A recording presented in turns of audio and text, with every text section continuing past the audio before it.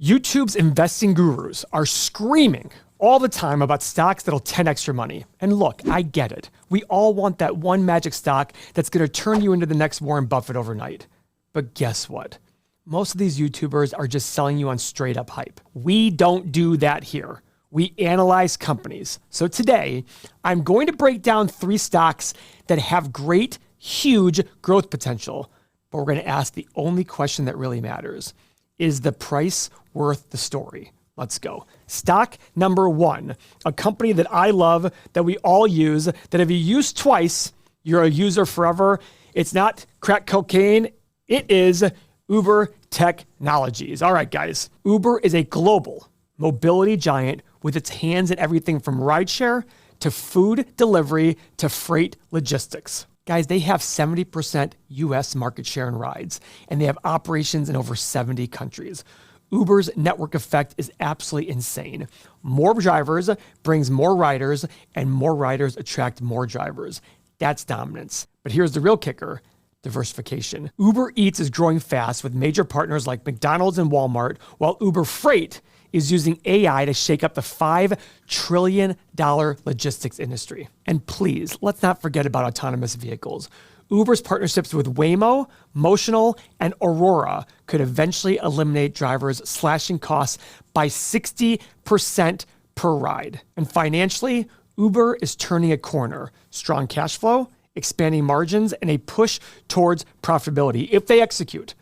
Uber isn't just the future mobility, it's a tech-driven cash machine. And guys, it's already becoming that. Let me first quickly go to the cash flow statement, because it's really important for you guys to see the free cash flow this company has generated. This is going back 10 years. A loss of $4.5 billion, $2.25 billion, 2.1, 5, 3.3, almost break even here, then 390, 3.4, $7 billion in free cash flow last year. Guys, if that's not making you go, holy shit, I don't know what will. And this is a company that I worried about here, going, can they actually turn this money into cash flow? And their CEO in 2022 said, hey, listen, the market shifted. They want cash flow. We're going to provide that.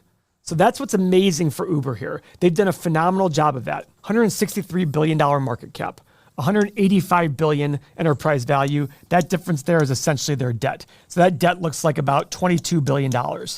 And guys, they generated $7 billion last year. $7 billion. And it's growing.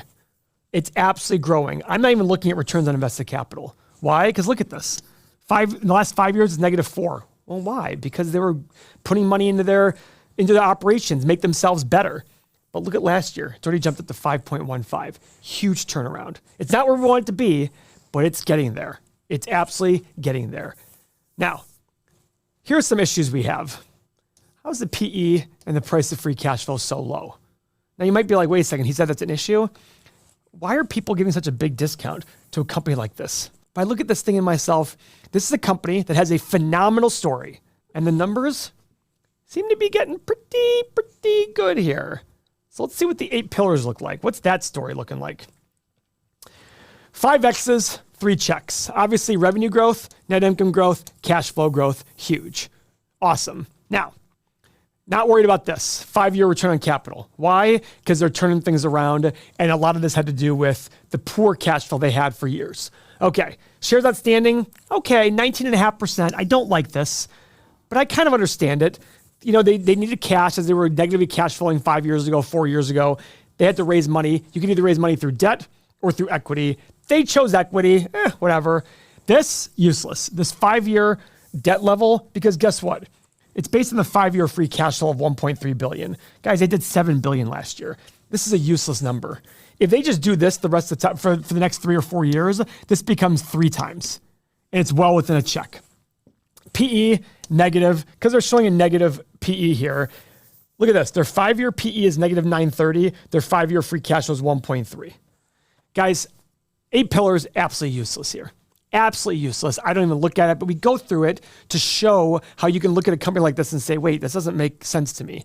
Exactly. You don't buy on the pillars. You don't sell on the pillars. You sit there and look at the story that it tells you. So let's see what the analysts are saying about good old Uber. Guys, look at this. They estimate $2.50 in earnings per share this year. growing to 670 in the next 3 years. That's almost 3x. Look at that growth. 32%, 39%, 31%, 47%. Holy cow. Let's look at the revenue growth.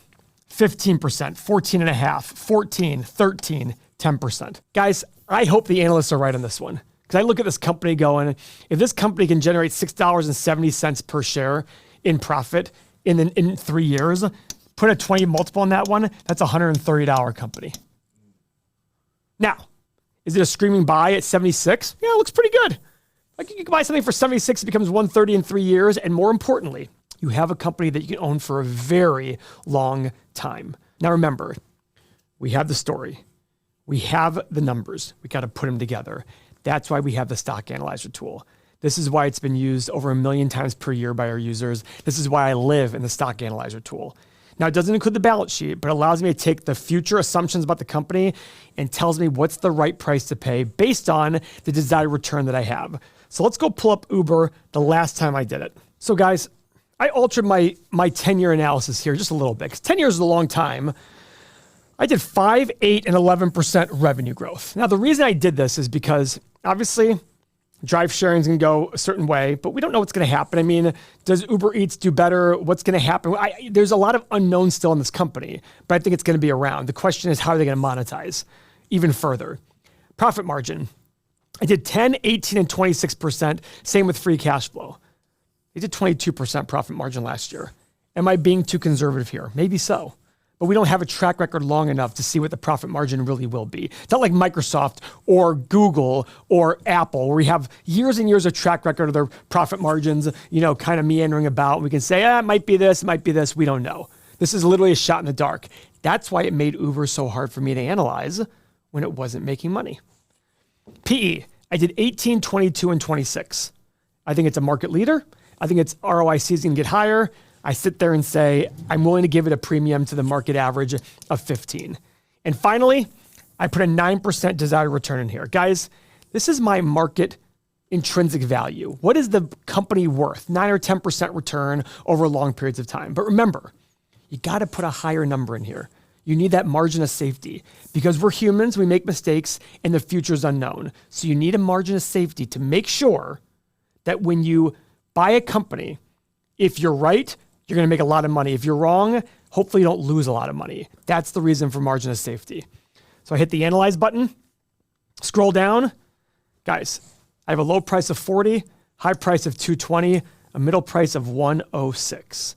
So guys, based on today's numbers in the middle section, I'm looking at a 13.5% return. If that's good enough for you, I think you need to take a deeper look into Uber. Now, let's cut through all the noise and pick up this next stock, Tesla. They dominate electric vehicles. They rock the best margins in the electric vehicle industry, 15 to 25% versus legacy automakers at 8 or 12%. They cut out the middleman. They do direct consumer sales. And one thing I love about them is there's no negotiating their price. Tesla's gigafactories print money by slashing production costs and scaling faster than the legacy car makers can even blink. And here's the kicker, affordability. A $25,000 Tesla Model 2 could blow open the market. Some hope that it'll even 10x their customer base and make EVs as common as Corollas. More on that in a minute when we get the stock analyzer. But first, let's talk about FSD. If FSD, full self-driving, works, Tesla could rake in massive software margins. This is the tech play everybody talks about. Well, what they used to talk about until FSD started to not do so good, and then they talked about something else. But this could turn cars into cash flow machines. In past videos years ago, everybody was making all these major assumptions about Tesla based on their, at the time, current Model S pricing. And I said, guys, for them to sell 10 million cars a year, they can't sell the average car at $80,000 a car. It's got to be a lot cheaper. It's happening now. Now, investors are also baking in their energy business and robot arm to become another billion-dollar explosion. So the bottom line is Tesla's future depends on cost-cutting, AI, FSD adoption, and scale. If they execute, it's a fucking home run. If not, it's just another car company. Now, as you can tell, Tesla's up a ton today. I hear people saying, are there shorts covering their shorts right now? Is it surging? I don't know. All I do know is it's ironic that years ago, the people who loved Elon are the ones who are turning on him and resorting to violence to blow up vehicles, to set them on fire, to vandalize them in retaliation for Elon's political views. Is it right? Of course not. People are still going to do it though. Are they going to take it on the stock price? Maybe so, but the same people who are doing it, I guarantee, have Tesla somewhere in their IRA or 401k. Guys, $1 trillion market cap essentially for a car maker that generates $98 billion in revenue. The average car maker has 0.5 to 1 times sales as their market cap. This one is 9.8. What does this mean? This means it has to become something other than a car company. But here's the problem we have. A company like Microsoft should usually sell for 7 to 10 times sales. So Tesla's already selling for that. They have a lot of growth potential though. They don't sell, they only sold 1.8 million cars last year. They can sell a lot more than that. But I believe this is where the story and the prices and the numbers aren't matching up. Now, in a previous video I did, I saw some alarming data. FSD, full self-driving, less than 2% of people who tried up the free version ended up buying the $99 a month version. Guys, it went from $12,000 to $8,000 to $99 a month. Guys, can I ask you a question? Is it a sign of a good thing when you have to keep dropping the price and you're still not getting people to sign up? Come on, think about that for a second. You can all agree that Tesla makes a great car. We can all agree that Tesla changed the EV markets. And years ago, I would say, guys, this price is based on absolute rosiest of rosy assumptions. Guys, look at this. Back in 2021, they hit a high of 414. They hit a low, 101, in January of 2023. The company was bigger, had 3 times more revenue, had more profit. What's going on here? This is what I mean when I say in the short run, stocks are a voting machine. In the long run, they're a weighing machine. That's the 5th tenet of our principle-driven investing. And it's a very common phrase amongst value investors, especially Warren Buffett. So again, let's go see what the analysts say about Tesla. Guys, a lot of growth here. $280 a share to $826 a share. 11.5, 33.5, 18, 44.5, 28.5% earnings per share growth. That's big money there. And if this is true, it deserves a premium. Let's look at revenue growth. 12%, 18.5, 15.5, 19, 25. This is all probably before Elon took the chainsaw to the US government and everybody started to hate him. So let's see our stock analyzer tool to see what it says about good old Tesla. What have I done in the past for Tesla? So guys, I did a 10-year analysis. I did 10, 15, and 20% revenue growth. These are huge growth numbers, but I'm keeping it in there. Profit margin, again, look at this. The highest profit margin level is 11.5%. I put the lowest level at 12%. The highest level at 24%. I'm putting uber optimistic assumptions here. These are Google type of numbers here. Okay, PE, 17, 21, and 25. I think it deserves a premium. So I'm putting it in there, and my 9% market return. Hit the analyze button. Now, before I get in the analyze, the market is currently giving people a rare golden opportunity potentially for stocks that are falling. We have seen a fall for the last 3 or 4 weeks. Stocks are falling, fear has been on the rise, and some people are panicking. But it's exactly when smart, principle-driven investors step in and buy great companies at a discount. What's the problem? Most people don't have the confidence or the process to do that. So my question to you is, how confident are you in your investing decisions? Do you truly understand the companies you're buying? And when I say understand, I don't mean that you understand their technology. Do you understand where the company is today and where it's going and how likely that is to happen? Or are you just following stock tips from any random person hoping for the best? Well, guess what? I know what that feels like. So don't feel embarrassed if that's you. I've been there. Early in my investing journey, I bought a stock called Global Crossing. It was going to be the next big thing in telecom. The CEO became the fastest billionaire ever in under 11 months, and everyone was talking about it. You know who talked about it with me? My sister's boyfriend's father. I didn't do any research. I had no process. I didn't realize that every investment is the present value of all cash flows. And worse yet, I had zero community to challenge my thinking. Guess where the stock went? It went to zero. Gone. It was a painful but necessary lesson. A lesson that if you asked me to go back in time and change it, I would not. If you don't know what you're doing, the market will kick the shit out of you, and that's okay, because you have one of two options. You let it beat you up and stay on the ground, or you get up and get better like I did. This YouTube channel and this platform gives you the tools and the strategy to invest with confidence and conviction, even when the market is crashing. In fact, especially when the market is crashing. I want you to take away the guessing. But April 15th, just a few weeks from now, the major changes in the software we've been working on are happening. If you join Everything Money before then, you're going to be locked in for life in your pricing tier, in the best offer that we've offered. Full, unlimited access to our powerful stock analysis software to find undervalued stocks in seconds, real estate calculators to evaluate properties, and a private community of thousands of rational investors, so you never are making those investing decisions alone. As long as you join Everything Money before we make the changes, you stay in your pricing tier forever, even after we launch this change and future changes. Get started now. No more guesswork, no more emotional decisions, just a rock solid process that puts you in control. So click the link in the description below or go to everythingmoney.com to sign up. It is the best decision you'll make all year for investing. So guys, I made these assumptions. And remember, I want to repeat, these assumptions are assumptions that they have not hit on the profit levels. They have not hit that yet. Hit the analyze button. Guys, I have a low price of 93, high price of 534, middle price of 240. And guys, that's assuming things that have not happened yet. Is that the right thing to do? I don't know. Now, guys, the next stock, the stock that I've gotten in YouTube battles about, a company named Palantir. Now, Palantir has absolutely exploded, but I want everybody to remember the story about Palantir. When that one guy from Russia or Israel, wherever he's from, talked about Palantir at $45 in early February of 2021 and said it's going to 500, I said, I'm interested around $5. It went to 583. So it never hit my price to even take a look further. Do I regret that? Yeah, maybe so. It's at 95 right now. And guys, it has gone even higher. It was all the way up to $125 just 1 month ago. This isn't just some random AI company. It's a deeply woven into government intelligence and now making big moves in the private sector kind of company. Now, their two main revenue sources come from these buckets. Massive government contracts, which might be a little risky right now, and a fast-growing commercial business. Things like healthcare, finance, and manufacturing, which is up 35% year over year. AI adoption is booming, and Palantir's artificial intelligence platform is set to ride that wave. Plus, their Apollo software keeps AI development and deployment smooth and scalable. Financially, this is the best part about them. $3 billion in cash with essentially no debt and over 80% gross margins.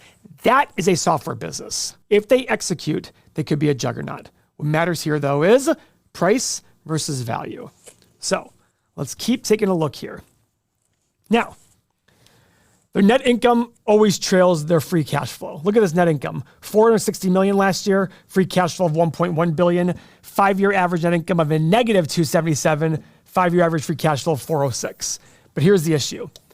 $240 billion market cap, 200 times free cash flow, 525 times earnings. If they grow very fast and continue to grow very fast, that's going to be what? Okay. How do you get yourself out of 200 times free cash flow? If they 10x their free cash flow from 1.14 billion to 11.4 billion, it becomes 21 times free cash flow. Okay. The question is, how long will it take them to 10x their free cash flow? That's the real question. If they can 10x their free cash flow tomorrow, wham, bam, thank you, ma'am. But if it takes them 10 years to do that, 5 years to do that, what's going to happen? The good news is this gross margin of 80% is going to help drive that free cash flow higher much faster. So where is it going? I don't have a clue. 3-year growth rate, 23%. 5-year growth rate, 31%. That's the revenue. Here's the best part. Practically no acquisitions. This is all done internally. All done with their own sales team. That is freaking awesome. Now, what's the downside? They're douchebag of a CEO. Alex Karp is an absolute clusterfuck. I don't trust the guy at all. When he speaks, I just assume he's lying or doing something shady. Another thing, last year, what I read, I didn't verify this, 0 purchases of stock by the executive team and over $3 billion in sales of their stock. That's kind of a concern of mine. Now, am I being picky on Alex Karp? Yeah, maybe so. I probably am. Hey, listen, he's probably not much different than me in the sense of how bombastic I am and all that stuff. But I want my CEO of my companies to be focused on the business, not focused on the outsiders that are hating on the business. And I'm not hating on the business. I hate on price versus value. That's what I hate on. It's never an attack on the business. Well, I shouldn't say that. I do have issues with the business of Palantir. They tend to beat by 1 penny a few too many times on the earnings numbers. They put things on their balance sheet that kind of help that number a couple of times. Do I think there's some questionable net income adjustments? Yes. What about the free cash flow? I don't know. But remember, investors focus on this, not on this. I should say this. Retailers out there focus on this, not on this. The true investor looks at both of these and focuses on cash flow. That's what's important. So let's see what analysts think about the growth of the company. Not as well as you'd think. 48 cents a share, going to $1.08 in the next 4 or 5 years. Revenue growing pretty substantially, 3.6 billion to 7.45. But here's my point. For it to 10x its cash flow, it can't even 10x its revenue. It's basically 2 times revenue growth. That's a concern of mine. So let's go put all this together into our stock analyzer tool. So guys, again, just like the other 2 companies, I put in, just like Tesla, I put in aggressive assumptions here. Assumptions that haven't been hit quite yet, except for free cash flow. 15, 25, and 35% revenue growth in the next 10 years. 35, 50, and 65% profit margin. Guys, 65% profit margin on 80% gross margin will be very, very difficult. PE, 20, 25, and 30, and a 9% desired return. Part of the reason I do this is I want to put in these extreme numbers to show how potentially overpriced the company is. I hit the analyze button. And remember, guys, I really, really, really encourage you to get the software. This tool alone is so worth it to be able to sit there and put your assumptions on the future and understand where you are in the company process, the stock versus value. Hit the analyze button. Guys, a low price of 18, high price of 210, middle price of 66. I'm just waiting. I'm going to wait until I feel comfortable with the company. I appreciate your time.